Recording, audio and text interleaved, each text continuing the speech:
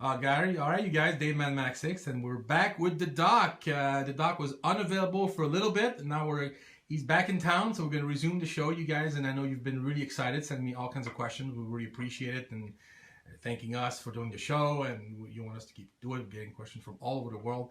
Dr. Rand, how are you? Getting better, thank you. All right. It's good to have you back, my friend. All right, so we're going to get started right away with the first questions. I am currently on a test and deball cycle, and they are working out great. But my issue is that before I started using about a year ago, I'm 29 years old now, for competition purposes, I was already at a high libido kind of guy, but now it's through the roof. That sounds like a good problem. My girlfriend has noticed, but her libido has gone down, and although she says weight gain and some stress has contributed, I'm still wanting her more and more, and I have no idea how to bring it up without turning her off or starting an argument, because I'm constantly bringing it up. I've told her that with or without steroids, I've always found it to be very attractive, no matter what, even if she gained weight. But basically the question is, if there's anything I can do to help her, because I have all this horniness and we're nowhere to put it. What could I do? Anything to help her? I help her or him, I guess. I don't know. Talk her into letting him have another girlfriend or something. I'm not sure the question. Does he want her to be rescued or something to tone his libido down? How do you read that question? Yeah, I think what he would want, if I'm putting him myself in his shoe, would be to increase hers. Gotcha. Right. What can he do for her? Well, the first thing, he said he's 29 years old. Yeah, he was 29. I think he's 30 now. That's pretty early to... Well, it doesn't matter about... Yeah. He's doing this now. So right. He's on not necessarily testosterone replacement therapy, but testosterone and Dianabol. Right. That should increase your libido. And, realistically, she's not going to be able to keep up with him for what would be normal, whatever normal means, reasons. Right. He's on something that's increasing his libido considerably. Right. If, however, she doesn't have a libido, as opposed to not being able to keep up, I guess is the point of what I'm trying to say. Right. Then I would look into her testosterone levels and see if that's indeed the problem. It usually is. The expression I wear out all the time is if you see a hoof print, look for a horse before you look for a zebra. And if this is new onset, something unusual, then that would make sense. Get some labs done, test or get an assay of not only the testosterone total, but the testosterone free.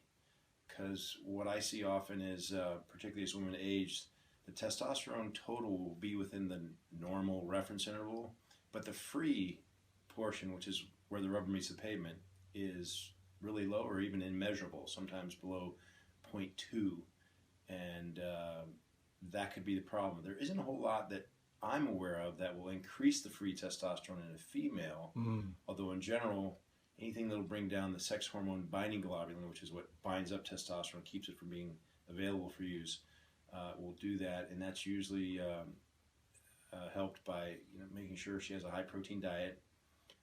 Stinging nettle is another supplement that can help raise your free testosterone.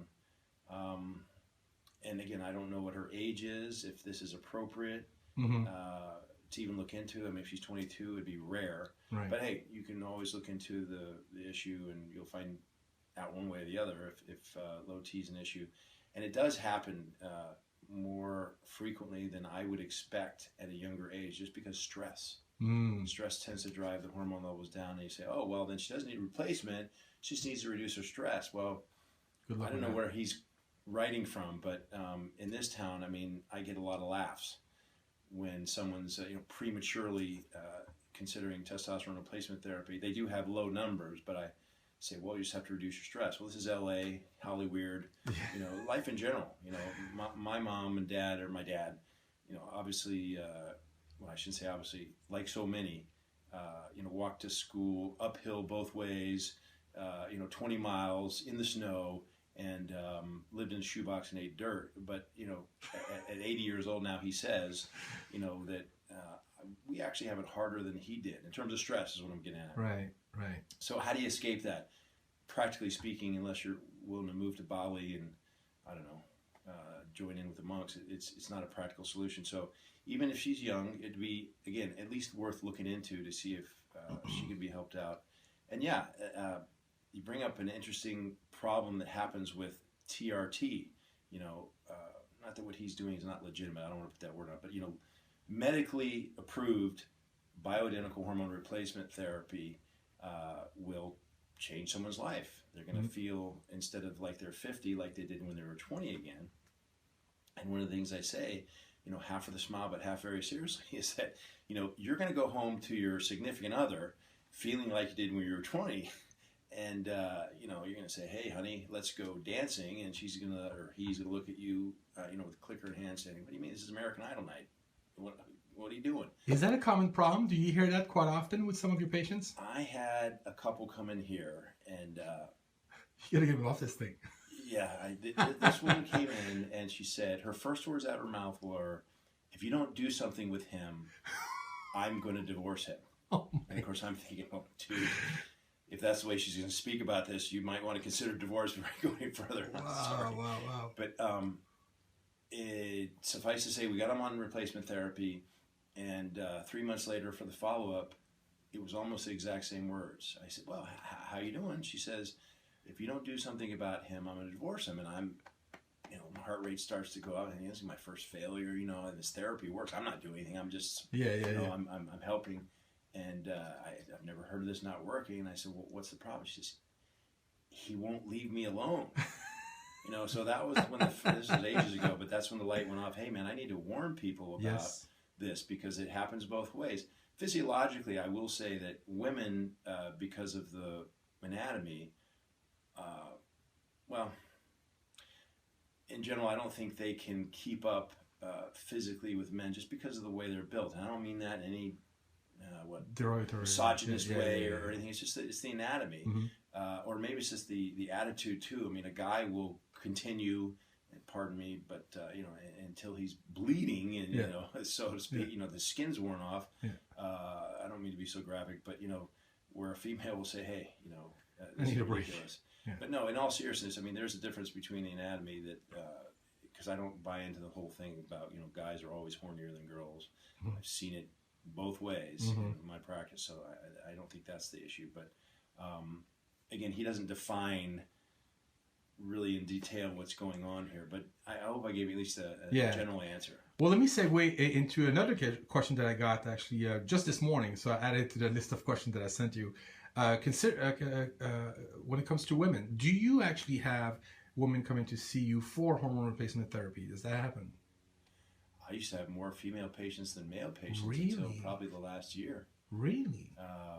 Absolutely. Why not? Testosterone... I don't know. We just assume all the time that it's only guys. Well, because of people thinking that testosterone's for men and estrogen's for women. Yeah. And no, men and women share the same hormones. Just different ratios, obviously. Men definitely have a predominance of testosterone, whereas females have a predominance of estrogen, relatively speaking.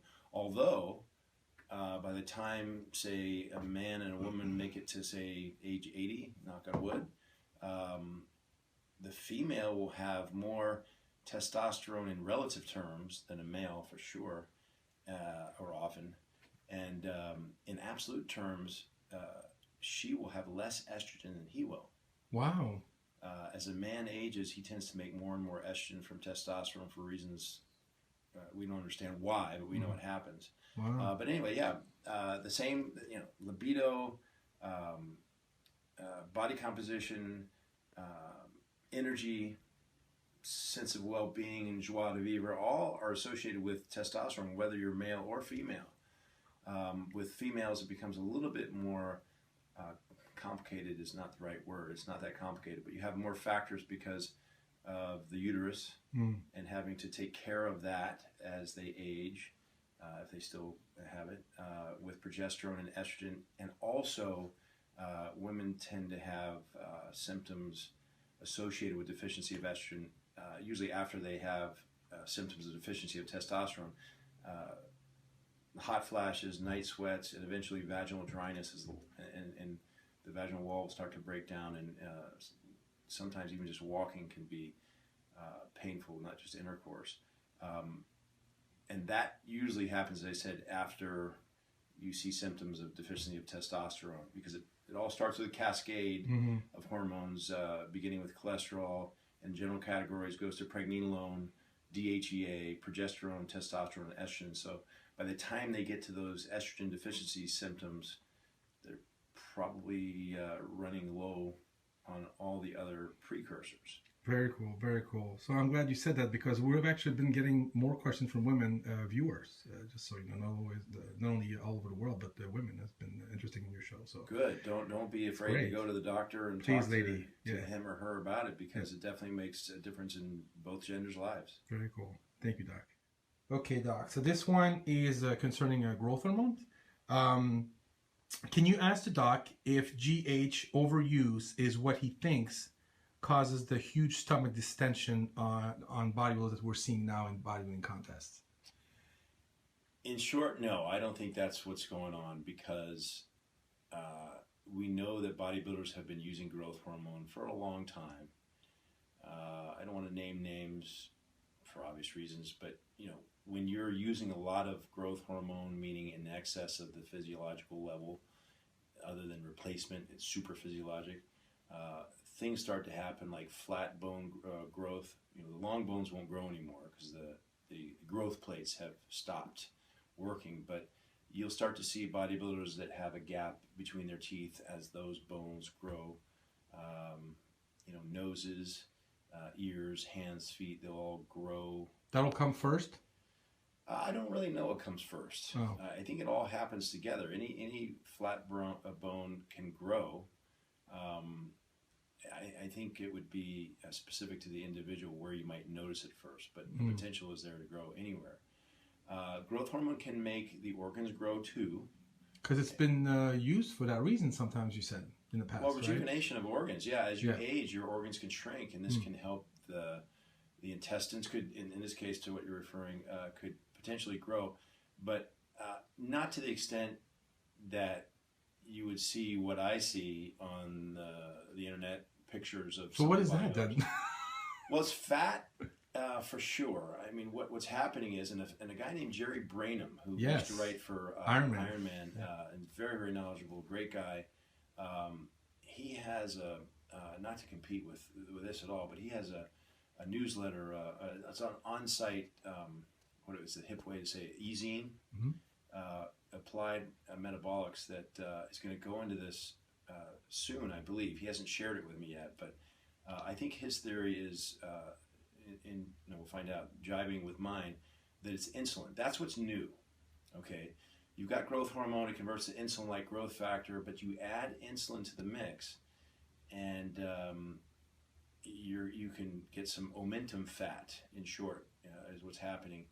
I also think that when you inject exogenous growth hormone, well, I know that your body's going to release somatostatin, because it's saying, hey, there's too much growth hormone, stop. So we've got not just a negative feedback loop, but we've got something that can counter the growth hormone. And somatostatin makes for a slowed GI, meaning the motility of the gut is going to be decreased considerably. So as unappealing as this is going to sound, it's not only fat, but it's also feces.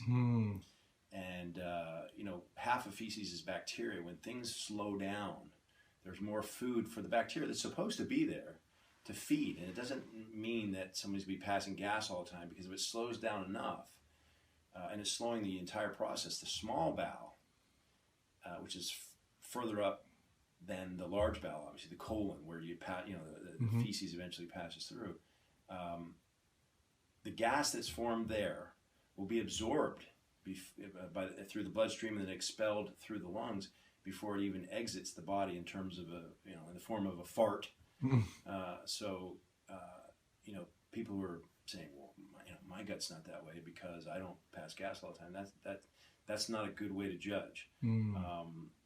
in general, I found anytime guys are using more than 2 IUs a day, which for the age where it's appropriate for hormone replacement therapy, and this is really a loose guide because everyone's different, and paradoxically we need less as we age, but if you're using more than 2 IUs a day, you're probably going to have an IGF-1, which is what we use as a surrogate measure for GH, which is higher than normal. It's going to be super physiologic, and you might have some of these issues. Okay.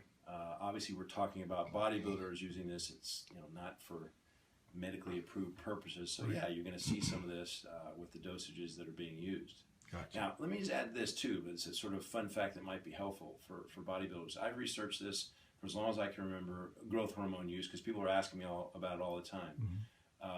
And I've gotten the GH belly questions before too, and hopefully, Jerry's going to come up with a more detailed answer than I came up with. But first of all, growth hormone is illegal in this country anyway to prescribe for any one of but 7 conditions that the FDA lists, and they go so far as to say, as one of the conditions, they list Prader-Willi syndrome, HIV, but then they say not to be prescribed for anti-aging, cosmetic, or bodybuilding purposes. Oh, wow. So, just to air that out, and a lot of doctors don't even know that, but just, I guess, to educate.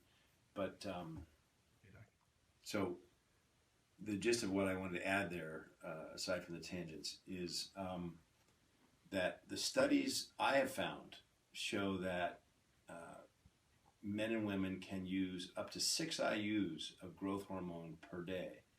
I think I mentioned earlier that paradoxically you need less as you grow older. So 6 IUs may not go very far for a 20-year-old who's in need of replacement therapy.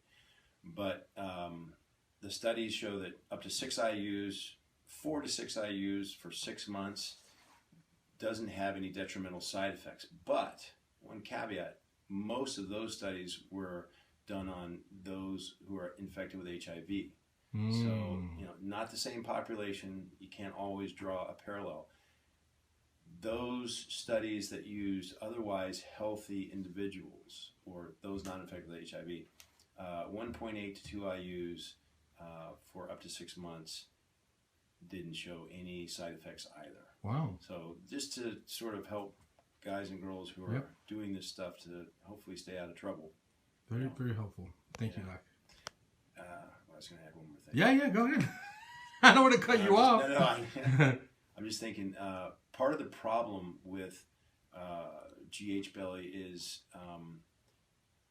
and I don't see it with guys I know are taking it as badly, or if at all, if they're keeping their carbohydrate intake low, especially the starchy carbs, the high glycemic index simple carbs, because obviously that's going to have more of an effect, certainly with insulin, but also with IGF-1 floating around.